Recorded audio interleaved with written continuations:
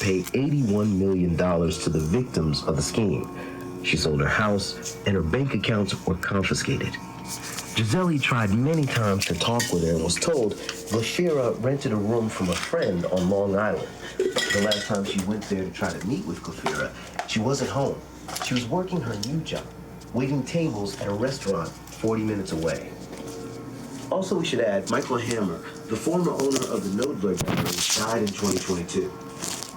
Thanks to reporter Gisele Rigatao for that story. It's worth mentioning that since we first aired this story, there's been another high-profile incident. 25 forged paintings, fakes in the style of Basquiat, were shown at the Orlando Museum of Art in 2022. That fraud sparked soul-searching across the art world about how to tell the difference between fakes and the real thing. Coming up, art looted by Nazis during World War II turns up half a century later. You're listening to Reveal. Stay with us.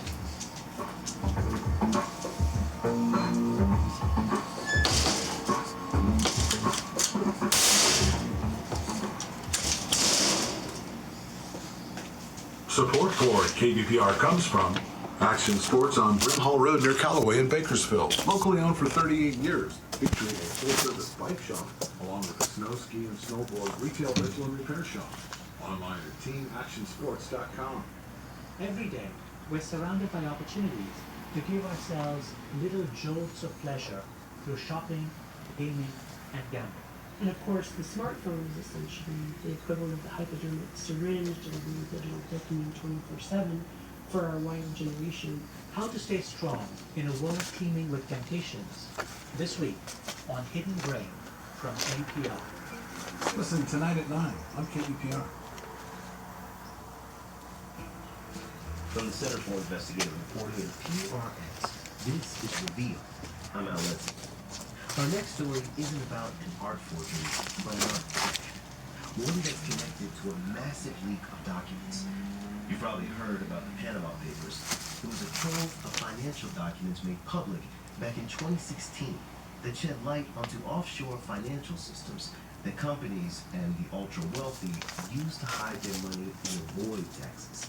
Frederick Zara from the CBC is one of the journalists who sifted through the Panama Papers. We often think about taxes all the time, but we don't think of the art world of being one where offshore entities are being used. Frederick will get pulled into this story to find out what happened to one very rare and very valuable piece of art. It's a story we first aired back in 2017. Former review reporter Emily Harris takes it from here. We start in Paris. It's World War II. The Nazis are in charge. In 1940, darkness fell over the city of light. Their orders include seizing and selling off anything of value that Jewish families own. Art was a central aspect of the Holocaust. That's Kenneth Wayne. He's an art historian. He specializes in modern art. So they would loot from Jewish families and from museums too. One of the paintings the Nazis looted was from a gallery owned by a Frenchman named Oscar Stettner.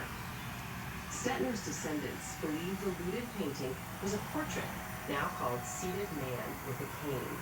It's a man seated, looking very dapper. He's got a mustache, he has a hat, and he looks like, a Parisian gentleman. And it has kind of a caricatural quality to it. That portrait was painted around 1918 by an Italian artist named Amedeo Modigliani. There were all these different movements during the time period he was working, but he really did his own thing. Modigliani died young. He never got rich. But now his work is more popular than ever. Where we move to the beautiful Modigliani. Connect. In 2015, a different painting by Modigliani sold for $170 million. Go there. That was one of Modigliani's famous nudes. That price puts his work into a very exclusive club.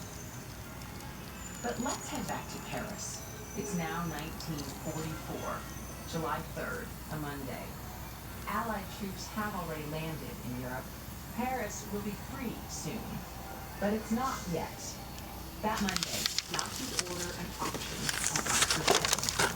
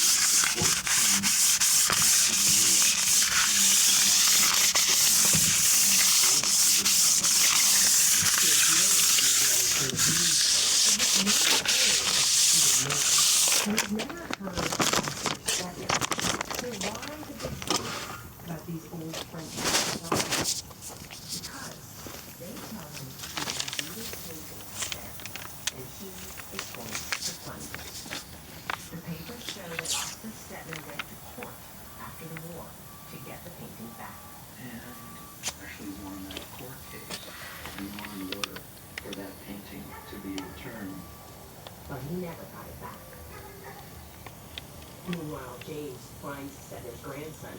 He tells them about this mystery, and in 2011, he helps Stetner's grandson file a lawsuit to claim the painting.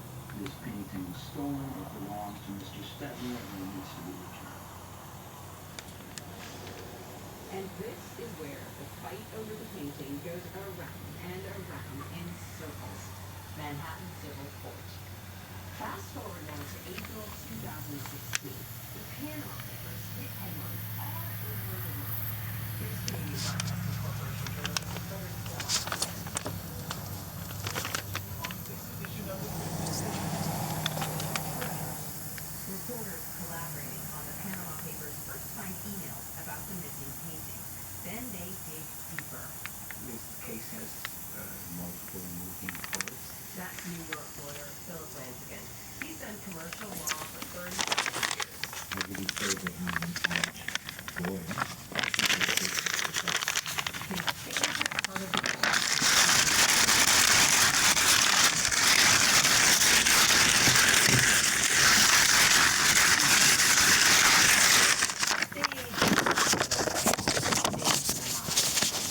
One Namaz claimed was the gallery that had tried to sell Seated Man with a cane a couple of years before.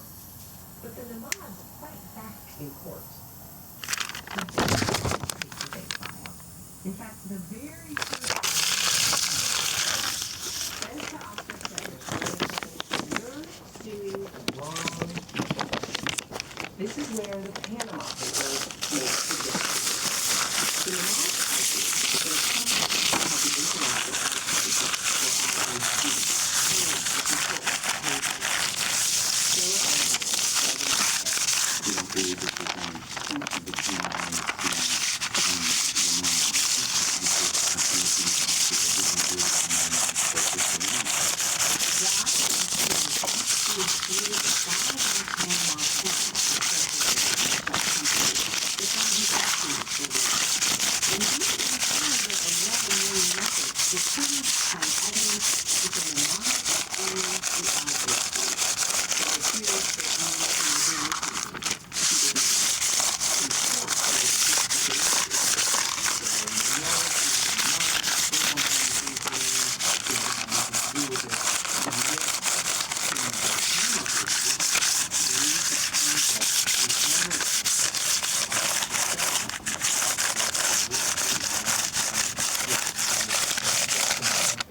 So Frederick takes that proof to the Namaz lawyer, Richard Golden.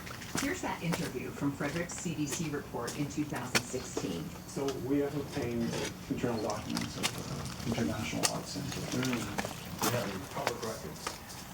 No, actually, internal documents that show, for example, that the ownership of International Art Center is Mr. Namaz, 100% shareholder. Right. So Mr. Namaz and IAC are one and the same. No, they're not. That's your point of view. But it's irrelevant. Whoever owns IAC is irrelevant. The person who owns the company that... Well, that's your point of view.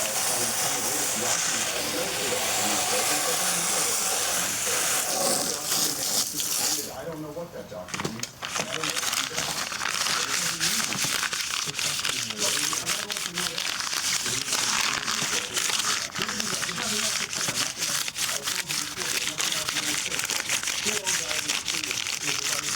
to this.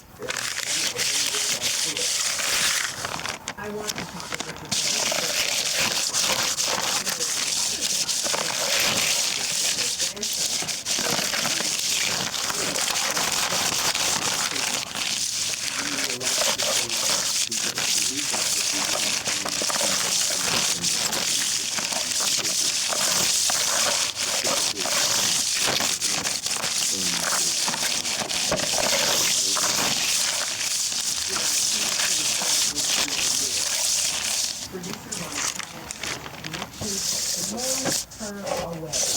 the man who bought the pictures at the Nazi auction kept it all those years.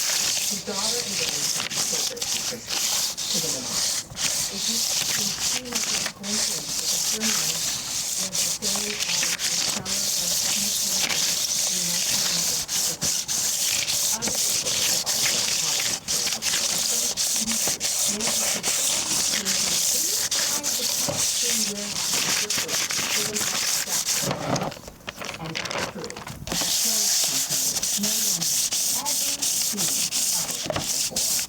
before painting was kept back in the handwritten, faded around. On the back, you can see a label from the Venice Biennale Art Show from 1930. There's a space for owner, Scratched out. And the eyelid, if you will, is scratched out. But when you look at it closely, in terms of you have an expert look at it, you can make out from the bits that are still there that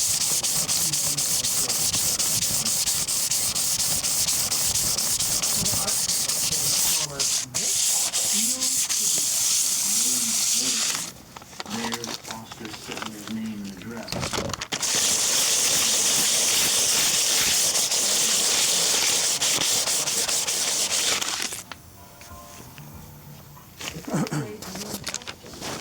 Did Christie's know the painting's full history, or did it come into recent when the Namat product in the